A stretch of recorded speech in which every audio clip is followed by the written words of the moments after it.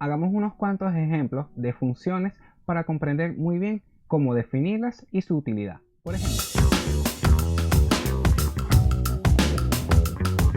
Por ejemplo, hagamos una función que sume dos números y retorne el resultado de esa suma. Por ejemplo, def, vamos a llamarle suma, y va a recibir dos valores de entrada, o dos parámetros, a y b. Dos puntos, y haremos uso de la palabra clave return. Entonces, return a más b. ¿Qué hará esto? Que cuando invoquemos a la función suma con sus dos respectivos parámetros, entonces ella nos retornará la suma de los valores que indiquemos.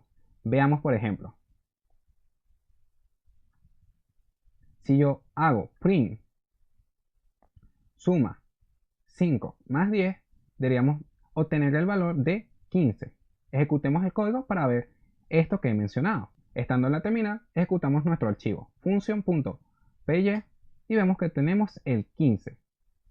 Aquí esto sucede porque estoy imprimiendo el resultado, pero si no hiciésemos eso, fíjense que no tendríamos nada por la pantalla, porque estamos retornando el valor, pero no lo estamos almacenando. Por ejemplo, si nosotros hacemos resultado igual a suma, le indicamos 5 más 10 y luego imprimimos resultado, fíjense qué sucede ahora. 15, porque estamos guardando en la variable resultado lo que nos retorna la función suma 5 más 10, 15.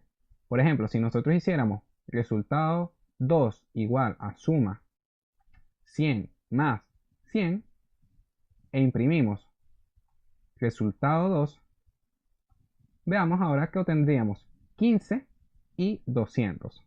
Estamos guardando el valor 15 en la variable resultado y estamos guardando el valor 200 en la variable resultado 2. Entonces, en el primer caso que hicimos en el video anterior, esta es una función que no retorna nada.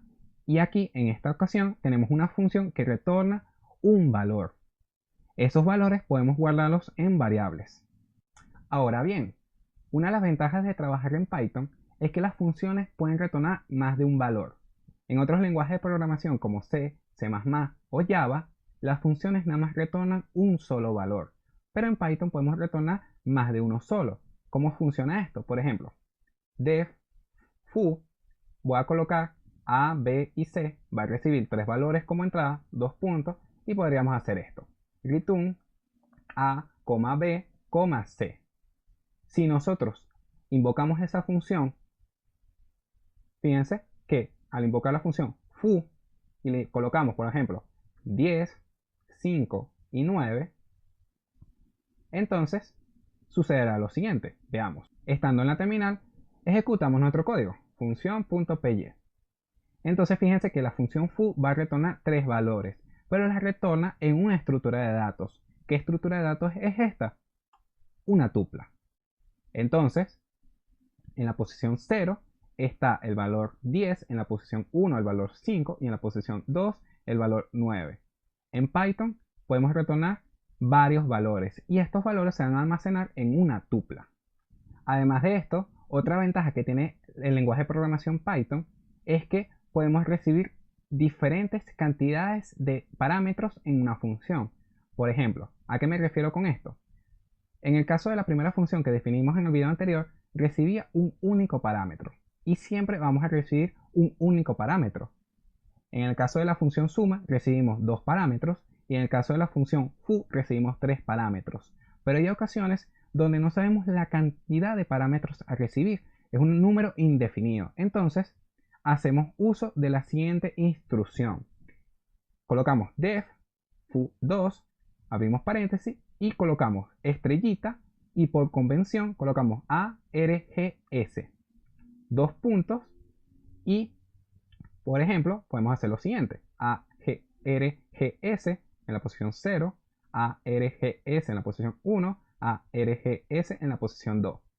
¿Qué significa esto y qué es args o ARGS?